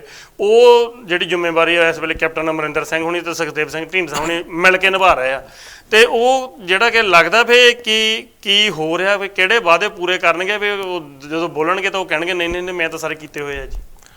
ਜੋੜ ਸਾਹਿਬ ਵਾਅਦਿਆਂ ਦੀ ਮੈਂ ਲਿਸਟ ਤੁਸੀਂ ਪੜ੍ਹੀ, ਹਾਂਜੀ, ਵਾਅਦਿਆਂ ਵੱਖੋ ਵੱਖਰੀ ਪਾਰਟੀਆਂ ਵੱਲੋਂ ਇਹ ਚੋਣ ਮੈਨੀਫੈਸਟੋ ਜਾਰੀ ਕੀਤਾ ਗਿਆ। ਇਹ ਤਾਂ ਲੋਕਾਂ ਨੇ ਸੋਚਣਾ ਨਾ, ਮੰਨ ਲਓ ਠੀਕ ਹੈ ਕਿ ਨਹੀਂ। ਬਹੁਤ ਵਾਰ ਲੀਡਰ ਇੱਥੇ ਇਹ ਵੀ ਕਹਿ ਚੁੱਕੇ ਆ ਇਹ ਤਾਂ ਜੀ ਮੇਰੀ ਆਖਰੀ ਚੋਣ ਹੈ, ਹਾਂਜੀ, ਦੁਬਾਰਾ ਫਿਰ ਚੋਣ ਲੜਦੇ ਨੇ। ਬਿਲਕੁਲ ਬਹੁਤ ਵਾਰੀ ਲੀਡਰ ਇੱਥੇ ਇਹ ਵੀ ਕਹਿ ਚੁੱਕੇ ਨੇ ਅਸੀਂ ਜੀ 4.5 ਸਾਲ ਮੰਨ ਲਓ 5 ਸਾਲ ਆਹ ਲੋਕਾਂ ਨੂੰ ਨੌਕਰੀਆਂ ਦਿੱਤੀਆਂ। ਇਹ ਤਾਂ ਪੰਜਾਬ ਦੇ ਲੋਕਾਂ ਨੇ ਸੋਚਣਾ ਕਿਹੜੇ ਕਿਹੜੇ ਰਿਸ਼ਤੇਦਾਰਾਂ ਨੂੰ ਨੌਕਰੀਆਂ ਦਿੱਤੀਆਂ। ਹਾਂਜੀ, ਹਾਲਾਂਕਿ BJP ਨੇ ਵਾਅਦੇ ਜ਼ਰੂਰ ਕੀਤੇ, BJP ਵਾਅਦੇ ਕਰਕੇ BJP ਪੰਜਾਬ ਦੇ ਵਿੱਚ ਪੈਰ ਲਾ ਪਾਏਗੀ ਨਹੀਂ ਲਾ ਪਾਏਗੀ 10 ਮਾਰਚ ਨੂੰ ਨਤੀਜੇ ਸਾਹਮਣੇ ਆ ਜਾਣਗੇ। ਹਾਂਜੀ, BJP ਦੇ ਵਿੱਚ ਜਿਹੜੇ ਲੀਡਰ ਨੂੰ ਨਹੀਂ ਮੰਨ ਲਓ ਕਾਂਗਰਸ ਨੇ ਨਹੀਂ ਟਿਕਟ ਦਿੱਤੀ ਜਾਂ ਅਕਾਲੀ ਦਲ ਨੇ ਨਹੀਂ ਟਿਕਟ ਦਿੱਤੀ ਉਹ BJP 'ਚ।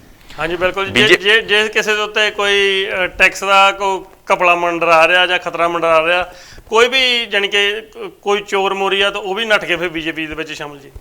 ਗੱਲ ਇਹ ਆ ਵੀ BJP ਪੰਜਾਬ ਦੇ ਵਿੱਚ ਕਿੰਨੇ ਕੁ ਪੈਰ ਲਾ ਪਾਏਗੀ। ਮੈਂ ਨਹੀਂ ਕਹਿੰਦਾ ਹੈਗਾ ਕਿ ਸਾਡਾ ਕਿਸੇ ਪਾਰਟੀ ਨਾਲ ਕੋਈ ਨਿੱਜੀ ਤਾਲੁਕ ਨਹੀਂ, ਕਿਸੇ ਨਾਲ ਕੋਈ ਵਿਰੋਧ ਨਹੀਂ ਹੈਗਾ, ਸਿਰਫ ਇੱਕ ਮੀਡੀਆ ਦੇ ਉੱਤੇ ਬੈਠ ਕੇ ਮੀਡੀਆ ਇੱਕ ਉਹ ਚੀਜ਼ ਆ ਤੁਸੀਂ ਨਰੋਲ ਗੱਲ ਕਰ ਸਕੋ ਇੱਕ ਤਕਰੀਬਨ ਜੋ ਲੋਕਾਂ ਦੇ ਪੱਖ ਦੀ ਲੋਕਾਂ ਦੇ ਹੱਕ ਦੀ। ਠੀਕ ਹੈ ਜੀ, ਹਾਂਜੀ, ਸਾਡਾ ਜੌਹਰ ਸਾਹਿਬ ਮੇਰਾ ਤਾਂ ਕਿਸੇ ਪਾਰਟੀ ਨਾਲ ਕੋਈ ਲੈਣ ਦੇਣ ਹੈ ਨਹੀਂ, ਤੁਹਾਡਾ ਹੈ ਮੈਨੂੰ ਨਹੀਂ ਕੋਈ ਪਤਾ ਹੈਗਾ। ਹਾਂਜੀ, ਇਹ ਲਾਡੀ ਜੀ ਜਿੱਥੇ BJP ਨੇ ਚੋਣ ਮੈਨੀਫੈਸਟੋ 11 ਜਿਹੜੇ ਨਕਾਤੀ ਪ੍ਰੋਗਰਾਮ ਰੱਖੇ ਜੀ, ਉੱਤੇ ਨਵਜੋਤ ਸਿੰਘ ਸਿੱਧੂ ਹੋਣਾ ਵੱਲੋਂ ਵੀ ਜੀ 13 ਪੁਆਇੰਟ ਜਿਹੜੇ ਆ ਉਹ ਰੱਖੇ ਗਏ ਜੀ ਇਸ ਚੋਣ ਮੈਨੀਫੈਸਟੋ ਦੇ ਵਿੱਚ, ਲੋਕਾਂ ਨਾਲ ਜਿਹੜੇ ਵਾਅਦੇ ਕੀਤੇ ਜਾ ਰਹੇ ਜੀ। ਤੇ ਉਹਨਾਂ ਵੱਲੋਂ ਵੀ ਇਹ ਹਰ ਇੱਕ ਤਰ੍ਹਾਂ ਦਾ ਜਿੱਦਾਂ ਕਿ ਪੰਚਾਇਤੀ ਰਾਜ ਦੇ ਉੱਤੇ ਜ਼ੋਰ ਦਿੱਤਾ ਜਾ ਰਿਹਾ, ਮਹਿਲਾਵਾਂ ਦੀਆਂ ਸੁਰੱਖਿਆ ਦੇ ਉੱਤੇ ਜ਼ੋਰ ਦਿੱਤਾ ਜਾ ਰਿਹਾ, ਜਾਂ ਫਿਰ ਜਿਹੜੇ ਟੀਚਰਾਂ ਦੇ ਨਾਲ ਪਿੱਛੇ ਕਟਾਪਾ ਚੜ੍ਹਾ ਹਟਿਆ ਜਾਂ ਫਿਊਚਰ ਦੇ ਵਿੱਚ ਚੜ੍ਹਨਾ ਐਜੂਕੇਸ਼ਨ ਦੇ ਖੇਤੇ ਦੇ ਵਿੱਚ, ਉਹਨਾਂ ਨੇ ਇਹੋ ਜਿਹੇ ਪ੍ਰੋਗਰਾਮ ਲੈ ਕੇ ਆਉਂਦੇ। ਉਹਨਾਂ ਨੇ ਇੱਕ ਰੋਡ ਮੈਪ ਤਿਆਰ ਕੀਤਾ ਕਿ ਜੇਕਰ ਮੈਂ ਪ੍ਰਧਾਨ ਰਹਿਣਾ ਜੀ ਤੇ ਸਾਡੀ ਸਰਕਾਰ ਬਣਦੀ ਹੈ ਤੇ ਮੈਂ ਆਹ ਚੀਜ਼ਾਂ ਸਰਕਾਰ ਤੋਂ ਲਾਗੂ ਕਰਵਾਊਂਗਾ ਜੋ ਮਰਜ਼ੀ ਹੋ ਜਾਵੇ। ਤਾਂ ਇਸ ਤਰ੍ਹਾਂ ਦਾ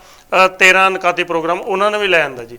ਤੇ ਸ਼੍ਰੋਮਣੀ ਅਕਾਲੀ ਦਲ ਦੇ ਵਾਅਦੇ ਮੈਂ ਆਪਾਂ ਤੁਹਾਨੂੰ ਦੱਸ ਦਿੱਤਾ ਕਿ ਸ਼ਿਪ ਲੈ ਕੇ ਆ ਰਿਹਾ ਤੇ ਵਾਅਦੇ ਹਨ, ਤੇ ਜਿੱਥੇ ਅੱਗੇ ਪਾਣੀ ਵਾਲੀਆਂ ਬੱਸਾਂ ਸੀ ਜਾਂ ਫਿਰ ਸੜਕਾਂ ਇੰਨੀਆਂ ਮਜ਼ਬੂਤ ਬਣਾਈਆਂ ਗਈਆਂ ਕਿ ਉਹ ਟੁੱਟੀਆਂ ਹੀ ਨਹੀਂ, ਜਿਹੜੀਆਂ ਉਹ 10 ਸਾਲ ਪਹਿਲਾਂ ਬਣਾਈਆਂ ਗਈਆਂ ਸੀ। ਅੱਜ ਵੀ ਤੁਸੀਂ ਦੇਖ ਲਓ ਕਿ ਗੱਡੀ ਸਟਾਰਟ ਕਰੋ ਤੇ ਤੁਹਾਨੂੰ ਕਿ ਕੁਛ ਕਰਨ ਦੀ ਲੋੜ ਨਹੀਂ ਕਿ ਇਹ ਲੋੜ ਥੋੜੋ ਕਿ ਜੇ ਮਾੜਾ ਵੀ ਹੋਹਾ ਪੈ ਜਾਏ ਤੁਸੀਂ ਚਾਹ ਪੀਂਦੇ ਜਾ ਸਕਦੇ। ਇਦਾਂ ਦੀਆਂ ਪੰਜਾਬ ਦੀਆਂ ਸੜਕਾਂ ਹੋਈਆਂ ਪਈਆਂ ਕਿਉਂਕਿ ਮਜ਼ਬੂਤ ਇੰਨੀਆਂ ਸੀਮਟ ਦੀਆਂ ਬਣਾ ਦਿੱਤੀਆਂ ਗਈਆਂ ਸੀ ਉਸ ਸਰਕਾਰ ਵੱਲੋਂ ਜੀ।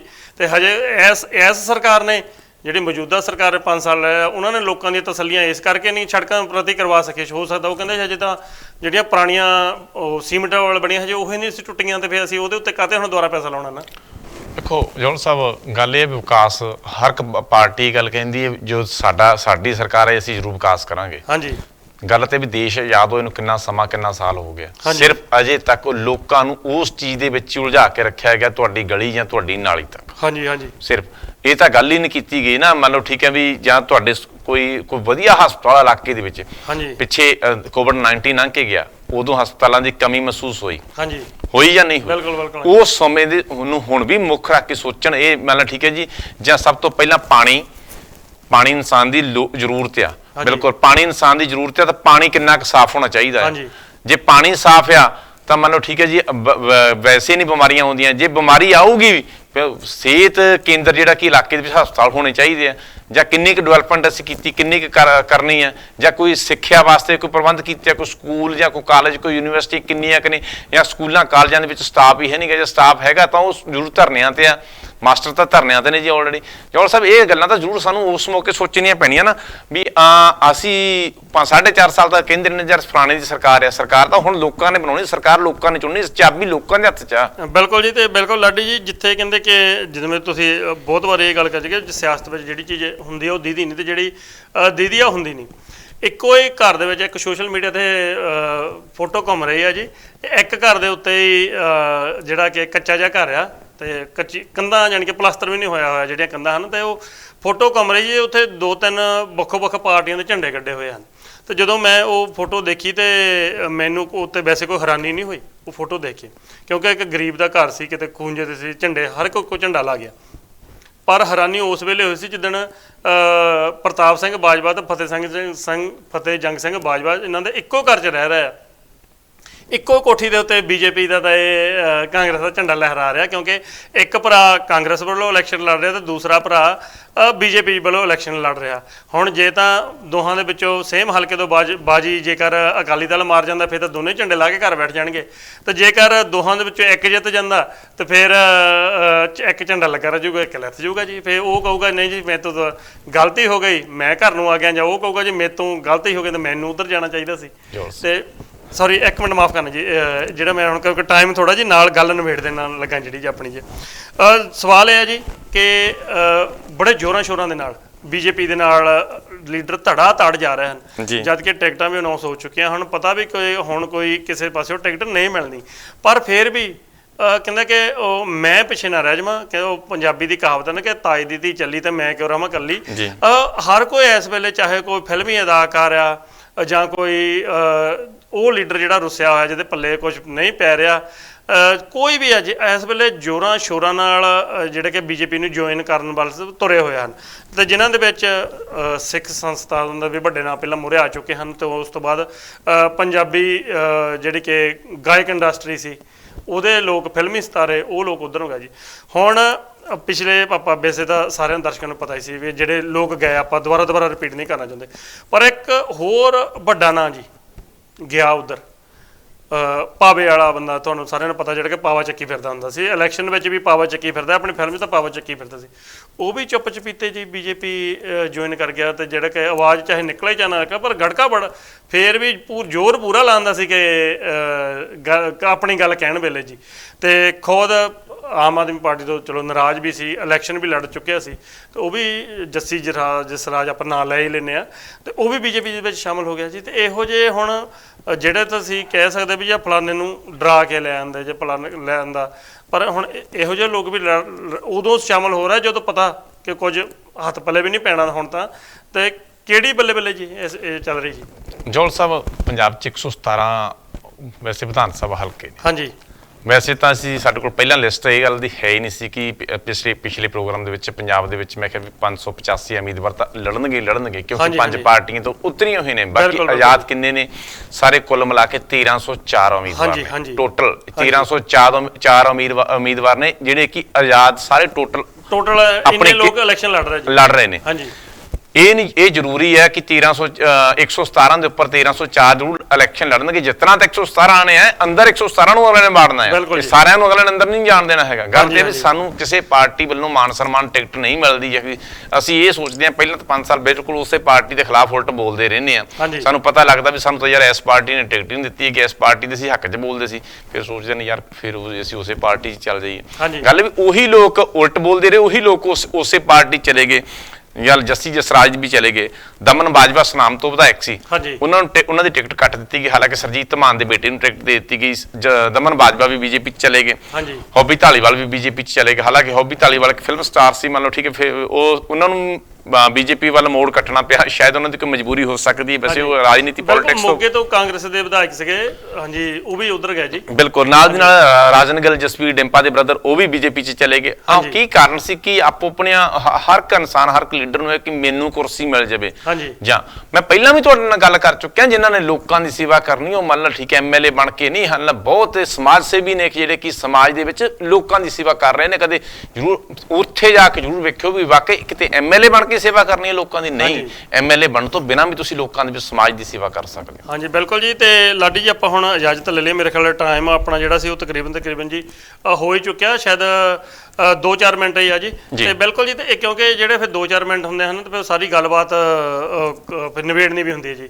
ਤੇ ਬਿਲਕੁਲ ਜੀ, ਜਿੱਥੇ ਅਸੀਂ ਇਹ ਤਸੱਲੀਆਂ ਪ੍ਰੋਗਰਾਮ ਕਰਦੇ ਹਾਂ ਜਾਂ ਹੋਰ ਕੋਈ ਪ੍ਰੋਗਰਾਮ ਕਰਦੇ ਹਾਂ ਜੀ, ਮੈਂ ਹਰ ਇੱਕ ਵਾਰੀ ਜਦੋਂ ਵੀ ਪ੍ਰੋਗਰਾਮ ਫਿਨਿਸ਼ ਹੋਣਾ ਹੁੰਦਾ ਤਾਂ ਮੈਂ ਹਮੇਸ਼ਾ ਇਹ ਗੱਲ ਕਹਿਣਾ ਹੁੰਦਾ ਕਿ ਜਿੱਥੇ ਸਾਡੀ ਡਿਊਟੀ ਆ ਅਸੀਂ ਉਹ ਡਿਊਟੀ ਕਰਦੇ ਹਾਂ ਜੀ, ਤੇ ਤੁਹਾਡੀ ਡਿਊਟੀ ਆ ਤੁਸੀਂ ਵੀ ਆਪਣੀ ਡਿਊਟੀ ਜਿਹੜੀ ਆ ਉਹ ਕਰੋ ਜੀ। ਤੇ KTV ਨੂੰ ਬਾਰ-ਬਾਰ ਅਪੀਲ ਨਾ ਕਰਨੀ ਪਵੇ ਜਿਹੜੇ ਕਿ ਕਰਨੀ ਪੈਂਦੀ ਹੈ ਕਿ ਅਸੀਂ ਜੀ ਕੋਈ ਫਲਾਨਾ ਖਰਚਾ ਪੈ ਗਿਆ ਜਾਂ ਫਲਾਨਾ ਖਰਚਾ ਪੈ ਗਿਆ, ਕਿਉਂਕਿ ਜੇਕਰ ਮੀਡੀਆ ਖੁਦ ਮਜ਼ਬੂਤ ਹੋਵੇਗਾ ਫਿਰ ਇਹ ਲੋਕਾਂ ਦੀ ਗੱਲ ਕਰ ਸਕੂਗਾ ਨਾ। ਮੈਂ ਜੌਲ ਸਾਹਿਬ ਜ਼ਰੂਰ ਇੱਕ ਲਾਸਟ ਦੇ ਵਿੱਚ, ਕਿਉਂਕਿ ਜਿਹੜਾ ਅਗਲਾ ਪ੍ਰੋਗਰਾਮ ਹੈ ਵੈਸੇ ਉਹ ਸੰਡੇ ਵਾਲੇ ਦਿਨ ਸੈਚਰਡੇ ਹੋਵੇਗਾ, ਕਿਉਂਕਿ ਪ੍ਰੋਗਰਾਮ ਸਾਡਾ ਚੱਲਣਾ ਬਿਲਕੁਲ ਜਾ ਕੇ ਜਦੋਂ ਵੀ ਚੱਲਣਾ ਹੈ ਇਲੈਕਸ਼ਨ ਉਦੋਂ ਵੋਟਾਂ ਪੈ ਚੁੱਕੀਆਂ ਹੋਣਗੀਆਂ। ਲੋਕਾਂ ਨੂੰ ਇੱਕ ਅਪੀਲ ਜ਼ਰੂਰ ਆ ਕਿ ਆਪਣੀ ਵੋਟ ਦਾ ਇਸਤੇਮਾਲ ਗਲਤ ਜਗ੍ਹਾ ਤੇ ਨਾ ਕਰ ਲਿਓ।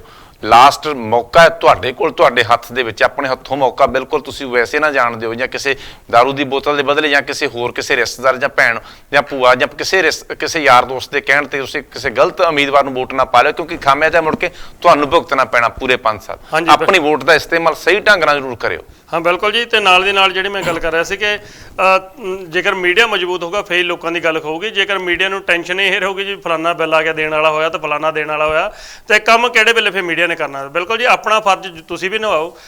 ਜਿੱਦਾਂ ਵੀ ਤੁਸੀਂ KTV ਦੇ ਕੋਈ ਨਾ ਕੋਈ ਪ੍ਰੋਗਰਾਮ ਦੇ ਸਪਾਂਸਰ ਕਰਕੇ ਜਾਂ ਫਿਰ ਐਡ ਕਰਵਾ ਕੇ ਤੇ ਜਾਂ ਫਿਰ ਸਿੱਧੀ ਡਾਇਰੈਕਟ ਡੈਬਿਟ ਸੈੱਟ ਕਰਵਾ ਕੇ, ਕਿਸੇ ਵੀ ਜਿੱਦਾਂ ਵੀ ਤਰੀਕਾ ਤੁਹਾਨੂੰ ਚੰਗਾ ਲੱਗਦਾ KTV ਦੀ ਮਦਦ ਵੀ ਜ਼ਰੂਰ ਕਰੋ ਜੀ। ਤੇ ਬਿਲਕੁਲ ਜੀ, ਤੇ ਸਾਡੇ ਵੱਲੋਂ ਹੁਣ ਦੇ ਲਈ ਇੰਨਾ ਜੀ।